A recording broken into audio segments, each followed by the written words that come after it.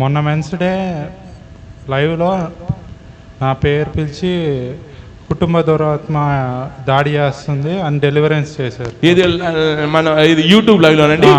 YouTube live లో ఏమని పేరు పిలిచారండి? రూఫస్, RUFS రూఫస్. మీ పేరు రూఫస్. పిలిచి ఏమని ప్రవచించానండి? కుటుంబ దురాత్మ దాడి చేస్తుందని ప్రవచించాను. అది కరెక్టే.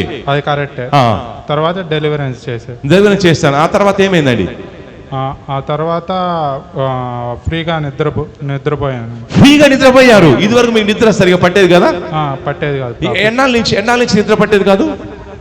1-2 months నుంచి మీకు నిద్ర పట్టేది కాదు.